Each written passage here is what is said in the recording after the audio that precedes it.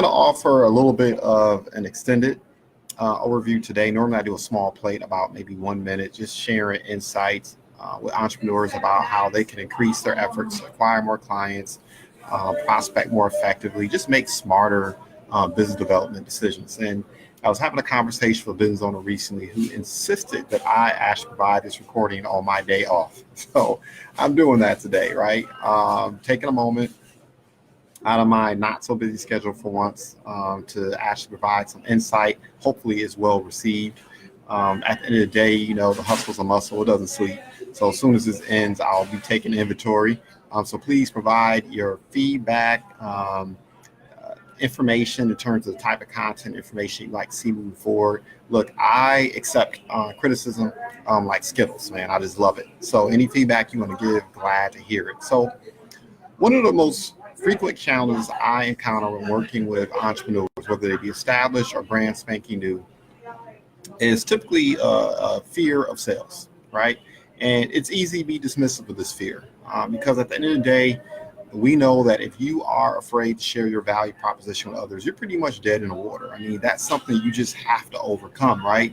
Being able to speak with unabashed temerity and belief about your value proposition, and why individuals will patronize you. So for a lot of business consultants, quote unquote, you know, people will criticize and make fun of individuals and say things that, quite frankly, belittle.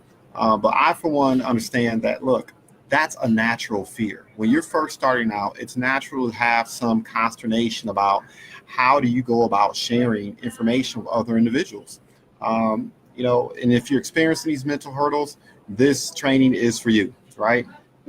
However, the opposite might be true about you too, right? You might be in a situation where, quite frankly, you're screaming from the rooftops. You're not afraid to share information at all with individuals about what you're doing. And instead of gaining traction, you're actually running people away from you. Well, guess what? This is for you as well. Because at the end of the day, whether it's because you're afraid to share information or whether you are sharing information with individuals and you're not gaining traction, it might just be a matter of bad form, right? And when we talk about form, we first need to address this and understand that, look, at the end of the day, people conduct business with folks whom they like, know, and trust, right? And we need to understand that first and foremost. Gone are the days where you can sit across the table from someone or meet someone at a coffee shop, get up, sit at the table, sip the coffee, and dump your business card and brochures in front of them. And they're going to sit back and listen as you overwhelm them with your brilliance and your wonderful curated interview skills and ability to uncover wants and needs in less than 2 seconds.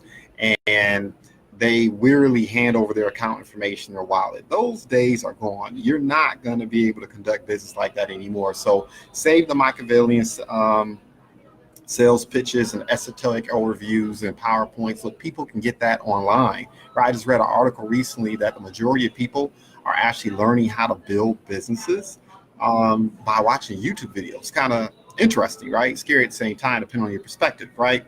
So at the end of the day, look, people don't want to be sold. They want to buy. And despite the growing dominance of online marketing and purchase options, people still want to invest their monies in places where they feel like they have a trust, where they actually have a relationship. And the operative word is being trust. So how do you build that trust? Look, I submit the best way to overcome these dynamics is to adopt good form. And what does good form look like? What is form? Form is an acronym. Family, occupation, recreation, motivation. That is what form is. And what I would submit to you is that if you can have someone be willing to share information about their family, occupation, recreation, and motivation with you within the first 5 minutes of meeting them, you are going to have a fantastic outcome. Because at the end of the day, once again, people do business with folks whom they like, know, and trust. And people have grown accustomed to being accosted. They've grown accustomed to running from that shotgun approach. And that's why form is so effective. People will develop warm, fuzzy feelings for you when you spend time not trying to be interesting, but being interested, right? So understand this, though. Look, people aren't stupid. People are growing and developing higher and more sensitive and more acute EQ. So you have to be genuinely interested in them to develop these results, right? You have to be interested in helping them achieve. They have to feel like at the end of the day that you are vested and them having been better for having met you than having not met you at all in terms of getting closer to their goals and achieving their dreams, right? So let's not play games with individuals, right? So let's get back to being nosy. What does good form sound like? Let's say you meet someone at a coffee shop, right? Which is where I frequently meet entrepreneurs. I may see an entrepreneur reading a book. I may be observing the conversation they have, right? Being nosy, just being transparent. I might be paying attention to the individuals whom they're speaking with, meeting with. I may watch their eyeballs and see what they're looking at. It's not uncommon for me to have Sapiens or Today Matters or any book that I may be reading at the time. We know leaders are readers and entrepreneurs tend to read a lot. And so when I observe these things, I may approach that person. I may say, hi, hello, look, my name's JuJuan. I don't mean to intrude. But look, I was curious. You are dressed nicely. You're dressed professionally. You look like you might be an entrepreneur or a business owner, or I overheard your conversation. Some of the subject matter, I'm sorry if I was being too intrusive, but the subject matter caught my attention. Whatever the case may be, right? Just be honest. I like the way you conduct and carry yourself. Something you said was of real interest to me. If you don't mind me asking, are you an entrepreneur? Or I might ask indirectly, what is it you do for a living, right? And what is what is a business owner's favorite topic or subject matter at the end of the day? Themselves, right? So they'll tell me, well, I do A, B, and C for. I'll say, great. How did you get involved? Why did you get started in that? That's interesting. What's your background, if you don't mind me inquiring? Like, why are you excited about what you're doing today? Where do you take an aim at 3 to 5 years from now? Why is success in your business important to you? If you don't mind me inquiring, what are the challenges that you're having? What's motivating you now, right? And if you're asking these questions, understand this. Number one, you're going to be learning about their occupation, which is important, right? They're developing some warm, fuzzy feelings because instead of the shotgun approach, you actually took a genuine interest in their business, right? You took the time to listen to them as opposed to vice versa. Number one. Secondly, that is, if you've done that, that means you also learn a little bit about their motivation. What inspired them and motivated them to get involved in the first place? What are you taking aim at, right? So at some point or the other, most entrepreneurs are going to start to divulge information about their primary motivation. And typically it's going to be their family. Now, everyone has different motivations, no judgment, right? Some are like, look, I want that yacht. I want that boat. I'm about that life. I want the jewelry, whatever the case may be. Some may, I want to give back to the community. I want to serve others, right? I want to scale my business where I can have a greater impact, or I want to be able to acquire the resources, influence the revenues. I want to be able to operate in certain spaces so I can make an impact in the community, right? Some people are just like, I like to learn. I'm in looking for a way to learn, to get compensated, to read books and teach. Everyone's motivations are different, but the bottom line is understand this. If you're having this type of conversation with individuals, they're developing, once again, those warm, fuzzy feelings, if you will. Same thing could be at a grocery store. I turn around, I see someone that's sharply attired, or I see someone conducting themselves or carrying themselves a certain type of way. I may ask, hey, what do you do for a living? What do you do? I'm curious, right? And once again, every business owner's favorite subject is themselves. It just is what it is. And if you can get a person to talk about and divulge information about the things that they're most passionate about, things they have the greatest interest in, you're winning all day, every day, right? This just doesn't happen. This doesn't transpire. And that's why it's such a winning approach, right? There's a book out there called Dale Carnegie, How to Win Friends and Influence People. A lot of the content I'm sharing with you, quite frankly, were drawn from my reflections after reading that book. So here's the thing. You also need to understand this, right? By having good form, it also helps you sell, right? Now, some people say, how does asking these questions help you sell? Well, look, when you're speaking with people, understand this, right? What you're also doing when you take the time to form and qualify individuals is that you're also uncovering challenges, right, ahead of time. You are discovering what exactly they're taking aim at, and you're also finding out exactly what they may be having challenges overcoming. Because once again, business owners will sit and talk to you for 2, 3, 5, 10, 15 minutes unplanned. And they'll tell you about some of the challenges and hurdles they have to transcend. And if you're willing to ask, like, what separates your business from other people? What challenges are you dealing with, right? They're going to be inclined to tell you. So once again, you're uncovering these objections, you're uncovering these challenges, you're finding out what they're taking aim at. Now, this is important because it also helps you identify who your ideal client is. It helps you identify whether or not you are the one to offer those solutions or refer them to individuals who can offer a solution, develop that rapport, right? It gives you so many opportunities to actually take aim at the challenges they're having, to be a solution, a problem solver for them. So they begin to see value in you, right? You begin to share your value, you begin to prove your value even before you lean in and ask for some type of transaction. It's very important, right?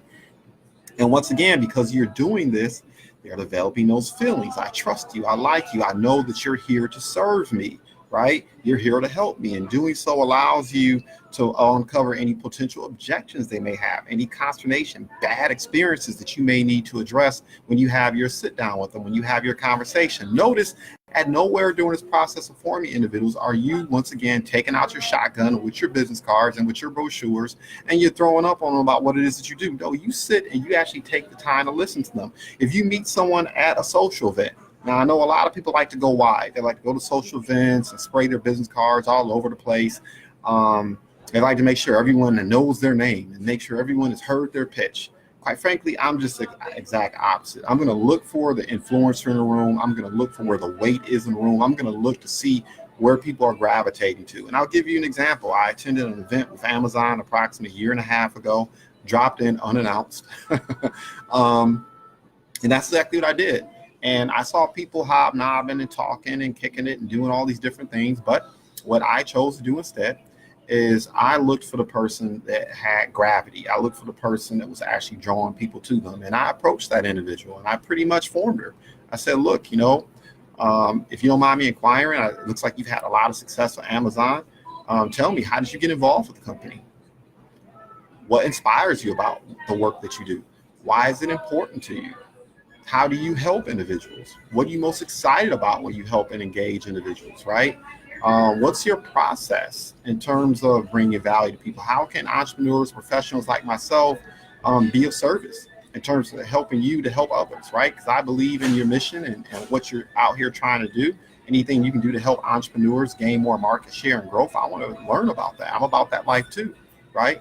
I began to ask, where do you see yourself 3 to 5 years from now? Do you see yourself growing and building a long-term career with this company? And do you see yourself at a place where at some point you might be an executive? I've asked, or I formed family, occupation, recreation, motivation. Now, I could have done what everyone else was doing.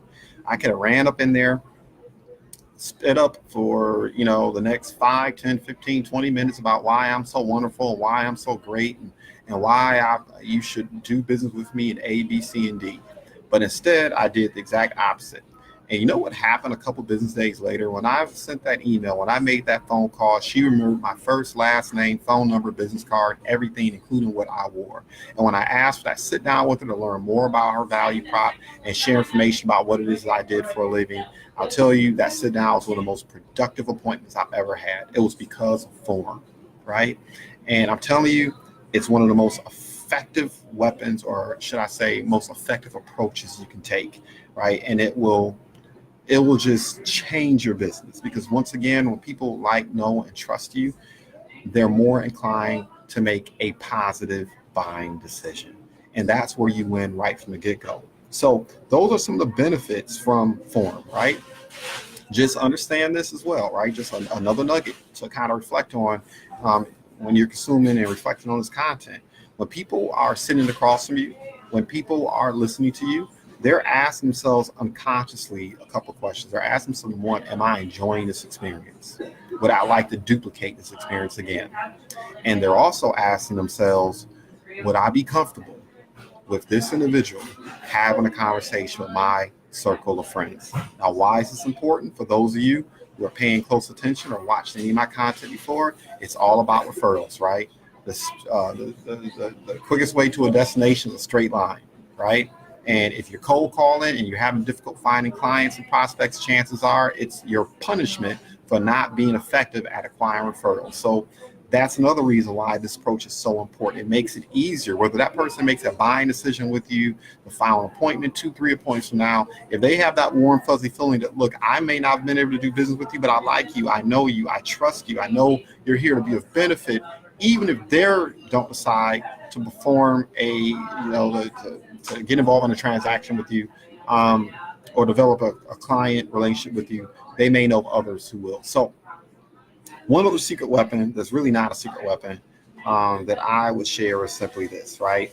And this kind of leads into form as well. But it's an area where entrepreneurs drop the ball even more frequently than having bad form. And that's having a why pitch. Not a what pitch, not a how pitch, but a why pitch. Once again, people do business with folks whom they like, know, and trust. This is an opportunity for you to develop rapport, to share information about what it is that motivates you, that will resonate. Tim Ferriss calls it attracting your 3,000 fans. So this is how you do it. You need to have a why pitch. Look, money at the end of the day is a means to an end. It's a means to acquire things. Money just can't be the gain itself. No one's waking up in the morning and thinking to themselves, how can I enrich your business today? You know what? I have a certain amount of cash and I feel like I should just turn it over to you because you can spend it better than I can. Look, no one is waking up thinking that, right? What they're looking for is an opportunity to get better, to progress, to go further, to go harder, to be able to achieve more. And especially here on LinkedIn. That's here people are primarily here for. They're here for personal and professional development. They're looking to find talent. They're looking to find individuals. They're looking to find information to level up. And so at the end of the day, no one's waking up and saying to themselves, how can I find the most greediest person on this platform to have success? So look, here's the thing. When I lead my why, and what do I mean by leading with the why? Or sprinkling the why in very lightly in the conversation, or definitely ending with the why, right? This is what it really sounds like, because not only do I want people to know who I am or what I'm about, I also want to resonate with my tribe, right? I want to resonate with my ideal target market perspective. That's why the why is so important.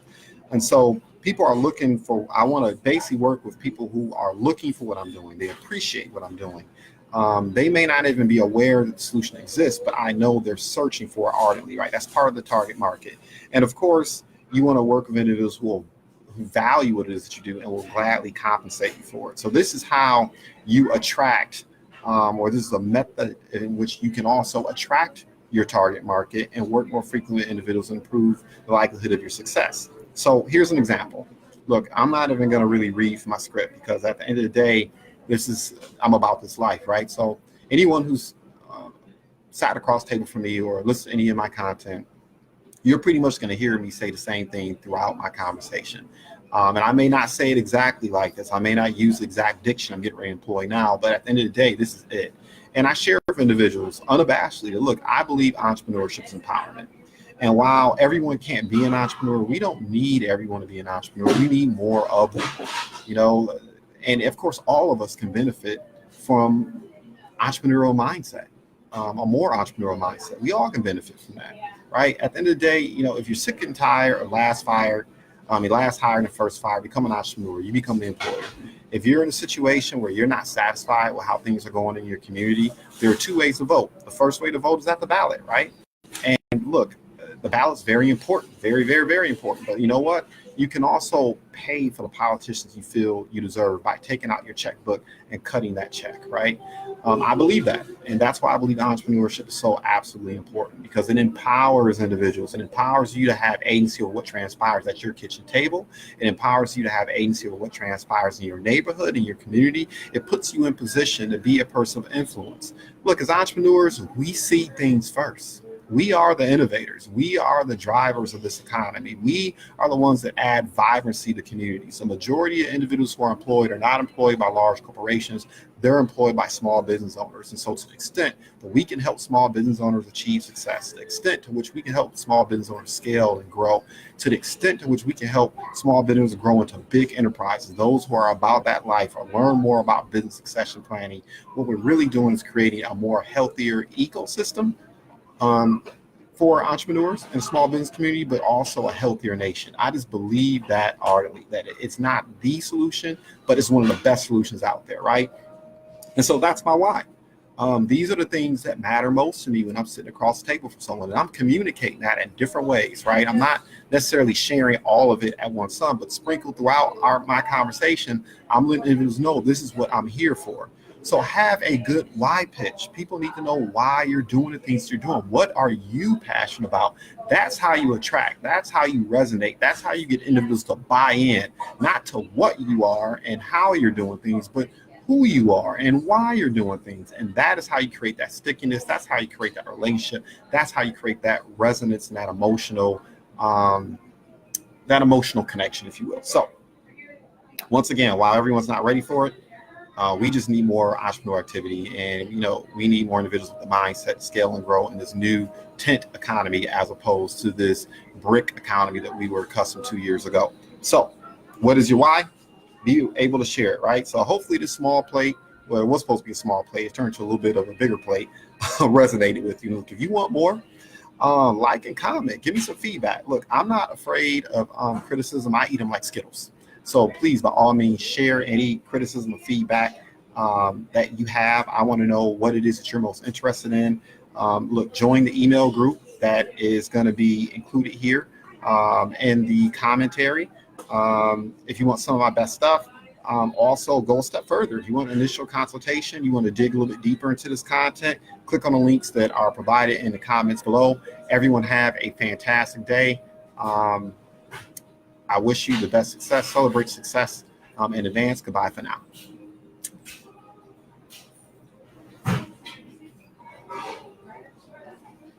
All right.